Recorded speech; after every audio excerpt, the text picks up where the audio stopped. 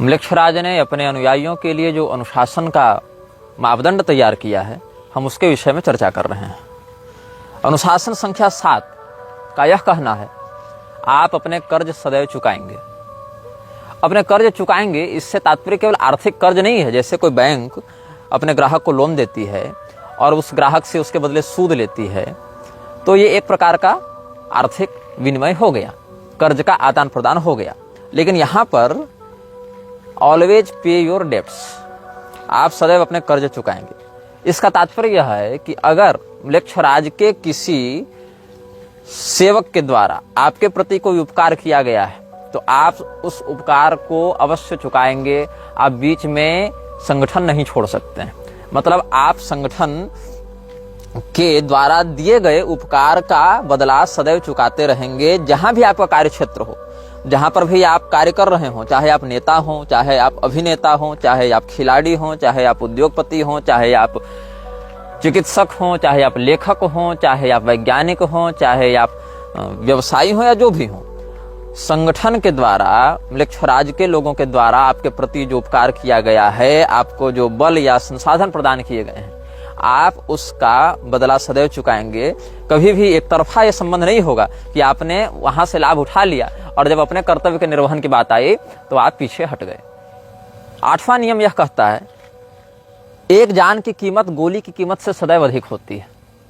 यह बात जानकर आपको आश्चर्य होगा कि विश्व में हथियारों की सप्लाई, हथियारों के निर्माण, हथियारों की खपत बहुत अधिक है और बड़ी बड़ी अर्थव्यवस्थाएं केवल इसीलिए चल रही हैं कि कहीं पर युद्ध हो रहा है। किसी देश में चल रहे युद्ध से वहां की अर्थव्यवस्था नष्ट होती है, तो किसी देश में उसी युद्ध के कारण अर्थव्यवस्था चमक जाती है। लेकिन म्लेच्छराज का यह नियम है कि उसके अनुयायी गोली से अधिक जान की कीमत समझेंगे, गोली से अधिक महत्व प्राण को देंगे। अब गोली जो है वो म्लेच्छराज के अर्थव्यवस्था में एक बहुत बड़ा हिस्सा अदा करती है। गोली के कारण, हथियारों के कारण, मिसाइल के कारण, बम बारूद के कारण म्लेच्छराज की अर्थव्यवस्था बहुत ऊपर जाती है और साथ ही साथ विश्व की जनसंख्या उससे संतुलित रहती है। तो म्लेच्छराज को अपने मानसिक गुलामों के ऊपर नियंत्रण करने में बड़ी सुविधा रहती है। लेकिन इसका जो नियम है कि गोली की कीमत जान की कीमत से सदैव कम रहेगी, ये नियम उसके सेवकों के ऊपर बहुत महत्वपूर्ण रूप से लागू होता है, ताकि केवल वो लोग मरें जो म्लेच्छराज के प्रति पूर्णतया समर्पित नहीं है। क्योंकि अगर अपने ही गुलाम मर जाएंगे तो काम कौन करेगा? इसलिए गुलाम जिंदा रहें, गुलाम अपना काम करते रहें। जॉम्बी जो हैं, जॉम्बी का सरदार जॉम्बी को नहीं मरने देता। वेम्पायर इत्यादि के जो सरदार है वो वेम्पायर को नहीं मरने देते, यही मैथोलॉजी में कहा जाता है। लेकिन ये बात यहाँ भी लागू होती है कि गुलाम अगर मर जाएंगे तो हमारे अभियान को आगे बढ़ाएगा कौन? हमको मैन पावर कहाँ से मिलेगा? इसीलिए लोग मरें, लेकिन मरने वालों में हमारे गुलाम न हो। हमारे गुलामों की जान की कीमत गोली की कीमत से सदैव ज्यादा रहेगी। इसीलिए जहां बड़े बड़े युद्ध हो रहे हों, वहां मरने वाले लोग या तो म्लेच्छराज के संगठन में, म्लेच्छराज के दल में बहुत निम्न स्तर के लोग हैं जिनके मरने से म्लेच्छराज की सत्ता को प्रभाव नहीं पड़ता, या फिर ये वो लोग हैं जिनको जिंदा रखकर अब म्लेच्छराज को कोई लाभ नहीं होगा। म्लेच्छराज का 9वां नियम यह कहता है, बिना पहले स्तर को पार किए आप अगले स्तर तक नहीं पहुंच सकते हैं। आपको जो काम करने के लिए कहा गया है, यदि आप उस काम में असफल होते हैं तो आप उसी स्तर में फंसे रह जाएंगे। जैसे कि किसी भी सत्ता के लिए अलग अलग स्तर होते हैं। जैसे कि नेतागिरी में भी स्तर है, मुखिया है, सरपंच है, उसके ऊपर आप नगर पंचायत या जिला परिषद देख लीजिए, उसके ऊपर सांसद है, विधायक सांसद देख लीजिए, उसके ऊपर प्रधानमंत्री, मुख्यमंत्री इत्यादि हैं। तो उसी प्रकार से यहाँ भी अलग अलग स्तर हैं। और फ्रीमेसन्स में भी 33 स्तरों की बात कही जाती है और फ्रीमेसन्स भी काउंसिल ऑफ 17 का एक हिस्सा है।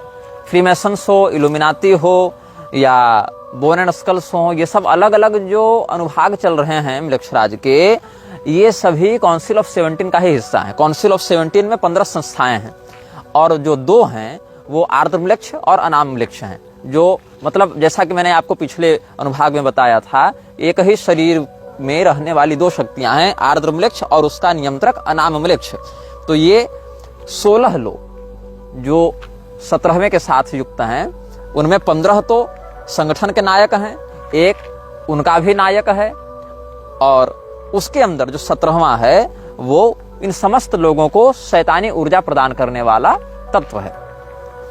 तो यहां पर मैं बता रहा था, नवा नियम यह कहता है कि कोई भी व्यक्ति जिसको जो प्रोजेक्ट दिया गया है, जो टारगेट दिया गया है, जो काम दिया गया है, उसको जब तक वो पूरा नहीं करता तब तक उसको अगले स्तर में प्रवेश की अनुमति नहीं मिलेगी। उसको ये पता नहीं चलेगा कि हम किसके लिए काम कर रहे हैं, उसको यह पता नहीं चलेगा कि हम जो यह कार्य किए, इस कार्य से किन सत्ताओं को लाभ पहुंचा, किस प्रकार के तत्वों को लाभ पहुंचा।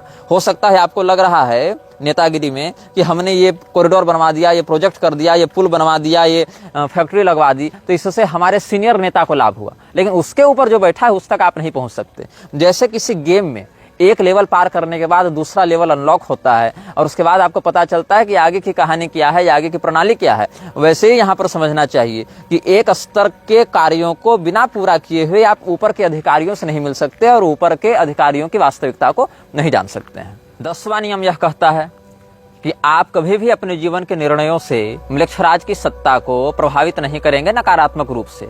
आपके द्वारा की गई कोई डील, आपके द्वारा किया गया कोई निर्णय, आपके द्वारा दिया गया कोई वक्तव्य अगर म्लेच्छराज की सत्ता को एक्सपोज कर रहा है, म्लेच्छराज की सत्ता के हितों के विरुद्ध जा रहा है, तो आपको न केवल उसके संगठन से बाहर किया जाएगा, अपितु आवश्यक होने पर 2 स्थितियों में या तो आपको निजी रूप से गायब कर दिया जाएगा, मार दिया जाएगा, या फिर आपके समस्त परिवार और राजदारों के साथ आपको नष्ट कर दिया जाएगा। तात्पर्य यह है कि यदि आप किसी विषय में कंप्रोमाइज कर रहे हैं, किसी विषय में निर्णय ले रहे हैं और वो निर्णय आपके उच्चाधिकारियों के संज्ञान के बिना है, तो आप इस बात को सुनिश्चित करें, यदि जिंदा रहना चाहते हैं तो, कि आपके द्वारा लिए गए निर्णय से आपके उच्चाधिकारी नकारात्मक रूप से प्रभावित नहीं हो। म्लेच्छराज के 11वें नियम को कहते हैं मंदिर का नियम। इस नियम को इसने वेदों से चुराया है। वेदों में एक सिद्धांत है, देहो देवालय प्रोक्तो जीवो नाम सदाशिव त्यजेत ज्ञान निर्माल्यम सोहम भावेन पूजयेत। तात्पर्य क्या है? हमारा शरीर ही मंदिर है और उसमें रहने वाला जीवात्मा ही परमात्मा का स्वरूप है। इसीलिए शरीर रूपी मंदिर में रहने वाले चेतन रूपी देवता की हम आराधना करते हैं और अपने अज्ञान को ही निर्माल्य समझकर उसका विसर्जन करते हैं, ज्ञान को ही उपलब्धि मानकर स्वीकार करते हैं। मैं वह परमात्मा हूं, मैं ही परमात्मा का अंश हूं, मैं ही परमात्मा हूं, ऐसा समझते हुए जीव और ब्रह्म में अभिन्नता का विचार करते हुए आत्मयजन का उपदेश शास्त्र करते हैं। लेकिन इसी बात को नकारात्मकता की ओर से ले जाते हुए जो 11वां नियम है वह कहता है कि पहले नियम के आधार पर आपने जिस अनाम वृक्ष के ज्योति की प्रतिष्ठा अपने हृदय में की थी, उसी ज्योति को आप अपने आत्मसात भाव से जगाते रहें और अपने शरीर को कभी भी आप क्षति नहीं पहुंचा सकते हैं। एक बात ध्यान दीजिएगा, पूरे विश्व में ड्रग, नशेबाजी, व्यभिचार और मानव तस्करी इत्यादि में म्लेच्छराज का प्रत्यक्ष हाथ है, किंतु म्लेच्छराज के जो उच्चाधिकारी हैं उनको शराब पीने की अनुमति नहीं होती है। म्लेच्छराज के उच्चाधिकारियों को ड्रग लेने की अनुमति नहीं होती है। म्लेच्छराज के छोटे छोटे सेवक कर सकते हैं ऐसा, क्योंकि कंज्यूमर भी तो वही बनाएंगे ना, लेकिन म्लेच्छराज के जो उच्चाधिकारी हैं वो कोई भी ऐसा तत्व अपने शरीर में नहीं डाल सकते हैं जो उनके शरीर के वाइटल ऑर्गन्स को प्रभावित करे, उनके शरीर के किडनी, लिवर इत्यादि को नष्ट करे। क्योंकि जितने शरीर में वो ज्योति प्रतिष्ठित रहेगी, अनाम म्लेच्छ की सत्ता प्रतिष्ठित रहेगी, उतनी उसकी शक्ति बढ़ेगी। इसीलिए अपने प्रमुख अधिकारियों को शराब पीने, चरस फूंकने और किसी भी प्रकार के ऐसे ड्रग को लेने से म्लेच्छराज ने प्रतिबंधित रखा है जो कि उसके सेवकों के शरीर को अस्थायी रूप से क्षति पहुंचा सकते हैं या अंगों को विकृत कर सकते हैं। म्लेच्छराज का 12वां नियम ये भी इसने वेदों से चुराया है। वेदों का अनुशासन है, मातृदेवो भव, पितृदेवो भव, आचार्य देवो भव। म्लेच्छराज ने इसी बात को अपने स्वार्थ के लिए प्रयोग किया और अपने सेवकों के लिए इसको नकारात्मक रूप से प्रस्तुत किया। म्लेच्छराज का यह कहना है कि जो व्यक्ति अपने माता पिता के प्रति वफादार होता है, माता पिता के प्रति निष्ठा रखता है, वही व्यक्ति म्लेच्छराज का सच्चा सेवक भी बन सकता है। आपको आश्चर्य होगा जानकर कि कैसे। अगर कोई व्यक्ति अपने माता पिता से बहुत प्रेम करता है, अपने माता पिता की बात मानता है, तो इस बात से यह भी साबित होता है, यह बात भी सिद्ध हो जाती है कि वो व्यक्ति कभी भी कोई ऐसा कृत्य नहीं करेगा जिससे उसके माता पिता दुखी हों, उसके माता पिता रुष्ट हों, उसके माता पिता की सुरक्षा पर कोई नकारात्मक प्रभाव पड़े। तो जो व्यक्ति अपने माता पिता के भक्त होते हैं, म्लेच्छराज चाहता है कि ये उसके गुलाम बने, ताकि समय आने पर अगर वो म्लेच्छराज के विरुद्ध विद्रोह करना चाहें या उसकी सत्ता को चुनौती देना चाहें तो उसके माता पिता के ऊपर संकट का व्यवहार करके, षड्यंत्र करके म्लेच्छराज अपने सेवकों को अपने नियंत्रण में रख सकता है, ताकि अपने माता पिता के जान की सुरक्षा करने के लिए, अपने माता पिता के प्रेम में के वशीभूत होकर व्यक्ति म्लेच्छराज के विरुद्ध जाने का साहस न कर सके। म्लेच्छराज के 13वें नियम को कहते हैं शत्रुबोध का नियम, कि आपको बिल्कुल अच्छे से यह ज्ञात होना चाहिए कि मेरा शत्रु कौन है और मेरा मित्र कौन है। जैसा कि आजकल बहुत से आधुनिक युवा रेड फ्लैग और ग्रीन फ्लैग की बात करते हैं। अब हाल ये है कि ऐसे युवाओं को बाजार में सब्जी लाने भेजा जाए तो उनको मेथी, पुदीना, पालक और धनिया का अंतर नहीं पता चलता, लेकिन किसी व्यक्ति के किसी कहे हुए, किए हुए एक दो वक्तव्य और कृत्यों से वो बिल्कुल ठीक ठीक यह समझने का भ्रम पाल लेते हैं कि हम उसके विषय में सब कुछ जान गए। नहीं, क्योंकि म्लेच्छराज का पूरा सिंडिकेट ही कपट, षड्यंत्र और विश्वासघात पर चल रहा है। बाहरी लोगों के लिए, संगठन के आंतरिक लोगों के लिए नहीं, बाहरी लोगों के लिए, बाहरी दुनिया के लिए म्लेच्छराज कपट, विश्वासघात के ही आधार पर समस्त कार्यों को करता है। यह समझना चाहिए कि आप अपने शत्रु और अपने मित्र को बहुत अच्छे से पहचानेंगे। हो सकता है कोई व्यक्ति षड्यंत्र करके आपके दल में सम्मिलित होना चाहता हो और आप उससे रहस्य बता दें, या आपके विश्वास को अपना हथियार बनाता हुआ वह म्लेच्छराज के विरुद्ध कोई षड्यंत्र करे या उसकी सत्ता को चुनौती देने का प्रयास करे, तब क्या होगा? तो हमारे गुलामों के माध्यम से हमारी सत्ता बढ़ती रहे, बिगड़े नहीं, इसके लिए उसके गुलाम सदैव सतर्कता पूर्वक अपने वास्तविक मित्र और वास्तविक शत्रु का चिंतन करते रहते हैं। ये म्लेच्छराज का एक और नियम हमने आपके समक्ष बताया। म्लेच्छराज का 14वां नियम है सीमा का नियम। आपको अपनी औकात पता होनी चाहिए, आपको अपना पोटेंशियल पता होना चाहिए, आपको पता होना चाहिए कि आप किस किस काम में अच्छे हैं। जिस काम में अच्छे हैं केवल वही करने की अनुमति है। एक्सपेरिमेंट नहीं करना है कि हम ये काम करके देखते हैं, हम ये काम करके प्रयास करते हैं। म्लेच्छराज के अभियान में एक्सपेरिमेंट की अनुमति नहीं है, वहां परिणाम की निश्चितता होनी चाहिए। हम जो कर रहे हैं उससे हमारे अभियान में क्या परिणाम प्राप्त होगा ये शोध का विषय नहीं होना चाहिए।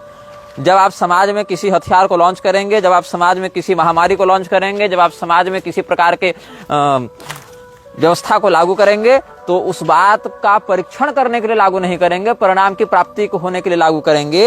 यही 14वां नियम है जो कहता है सीमा का नियम। सीमा का नियम मतलब आपको अपनी लिमिट पता होनी चाहिए, आपको अपना सामर्थ्य और अपनी कमजोरी का बिल्कुल स्पष्ट बोध होना चाहिए।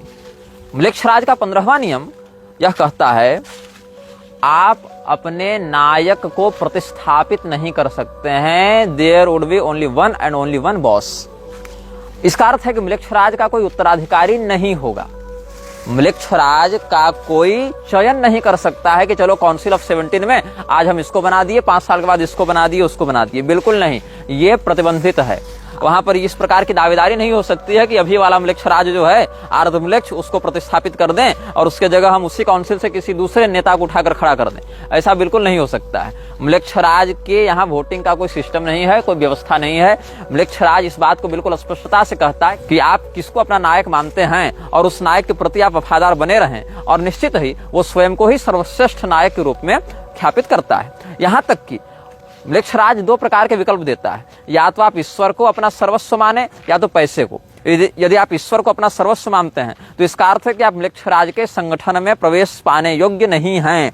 यदि आप पैसे को अपना सर्वस्व मानते हैं तो म्लेच्छराज आपको इतना कुछ दे देगा जिसकी आपने कभी कल्पना भी नहीं की होगी। 16वां नियम पलायन का नियम है। पलायन का नियम यह कहता है कि आप भागने से डरेंगे नहीं।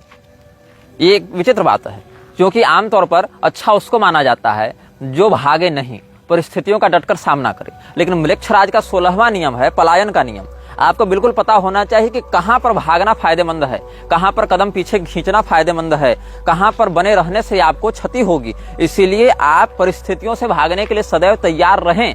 लड़ने के लिए तो तैयार हैं, ठीक है, लेकिन प्रयास करें कि यदि अपने आप को छिपाकर, अपने आप को भगाकर अगर स्थिति को अपने अनुकूल किया जा सकता है तो केवल ज्यादा ड्रामेबाजी, डायलॉगबाजी, होशियारी, हीरोगिरी दिखाने के चक्कर में काम न करें। वहां से पलायन कर जाएं, छिप जाएं और अपने रूप को छिपा लें ताकि आपकी वास्तविकता समाज के सामने न आए। 17वां नियम है अच्छाई का नियम। Everything good is not always good for you. मृक्षराज का 17वां नियम है अच्छाई का नियम। हो सकता है बाकियों के लिए वो चीज बहुत अच्छी हो, लेकिन आपको ध्यान में रखना है कि हर अच्छी चीज आपके लिए अच्छी नहीं होती। दवाइयां तो बहुत सी हैं, हर दवाई हर मरीज के लिए नहीं होती। भोजन हर प्रकार के उपलब्ध हैं, हर प्रकार का भोजन हर प्रकार के उपभोक्ता के लिए सही नहीं होता। तो ये समझना बहुत आवश्यक है कि संसार में जितनी भी अच्छी चीजें हैं, आवश्यक नहीं कि सब आपके लिए भी अच्छी हों।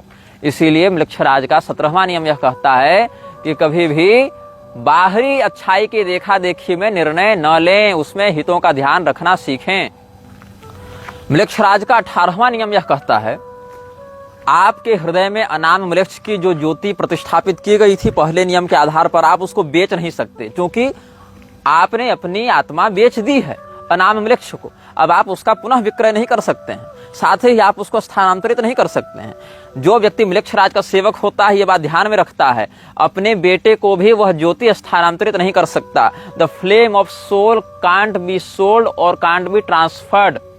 वो जो ज्योति स्थापित करता है, जैसा कि मैंने कल आपको बताया था पिछले अनुभाग में कि असुर राजाओं ने अनाम मृक्ष और आर्द्र मृक्ष के स्तर प्रारूप के लिए बच्चों का बलिदान देना प्रारंभ किया था, अग्नि कुंड में डालकर। बाल वर्शिप करके भी एक ऐसा ही रिचुअल यहूदियों में देखा जाता है, जहां पर बच्चे को इस प्रकार से बलिदान दे देते हैं। और बाल वर्शिप बहुत गुप्त रूप से किया जाता है, जिसकी कई बार संकेत के रूप में झलक समाचार पत्रों में या सोशल मीडिया इत्यादि पर भी प्राप्त हो जाती है।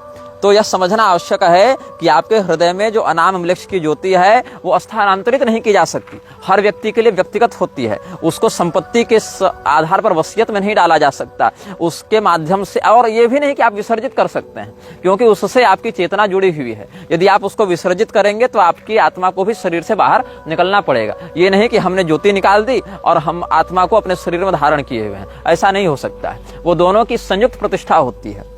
यदि आप में उस ज्योति की सुरक्षा करने का साहस नहीं है, उस ज्योति की सुरक्षा करने का सामर्थ्य नहीं है, तो धीरे धीरे वह ज्योति आपको नष्ट कर देती है। अर्थात जैसे आप किसी गाड़ी में बैठे हुए हैं और गाड़ी का नियंत्रण कर रहे हैं, लेकिन अगर गाड़ी से आपका नियंत्रण चला जाए तो वो गाड़ी स्वयं को भी नष्ट कर लेती है और आपको भी नष्ट कर देती है। उसी प्रकार से हृदय में जो अनाम मृक्ष की ज्योति जलती है, जब द फ्लेम ऑफ सोल जो उसने स्थापित किया हुआ है, वह जो अग्नि ज्वाला है, उस अग्नि ज्वाला को यदि आप नियंत्रित नहीं करते हैं तो अग्नि ज्वाला आपको नियंत्रित करते हुए मानसिक रूप से पागल कर देती है और विनष्ट कर देती है। 19वां नियम यह कहता है the talks of house remain in the house. Council में जो बात होगी वो काउंसिल में ही रहेगी। किसी भी सार्वजनिक समाचार पत्र में, किसी भी मीडिया चैनल में, किसी भी प्रकार के प्रसारण संबंधी व्यवस्था में उसको सार्वजनिक नहीं किया जाएगा। यदि आप उस बात को सार्वजनिक करते हैं किसी ऐसे व्यक्ति के सामने जो काउंसिल का सदस्य नहीं है, किसी ऐसे व्यक्ति के सामने जो उस ज्योति को धारण नहीं करता है, जो ज्योति धारक नहीं है, तो भी आपको मार दिया जाएगा।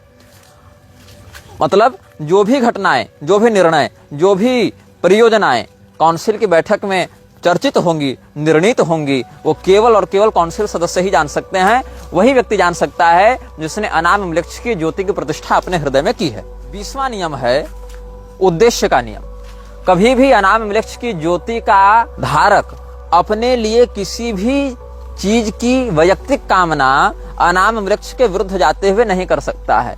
मृक्षराज के उद्देश्य को पूर्ण करना ही उसके जीवन का, उसके कृत्य का अंतिम और सर्वोच्च लक्ष्य होना चाहिए। वो प्रसिद्धि की चाह में, पैसे की चाह में या समाज में प्रतिष्ठा की चाह में अनाम वृक्ष के विरुद्ध नहीं जा सकता है और अनाम वृक्ष के अभियान को खतरे में नहीं डाल सकता है। You will not seek for your name and fame, you will always seek for मृक्षराज success in his missions.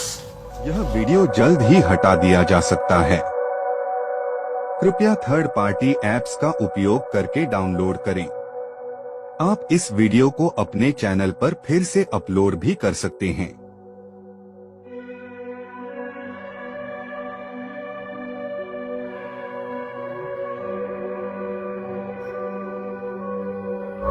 This video may get deleted soon. Please download using third-party apps. You may also re-upload this video on your channels. Thank you.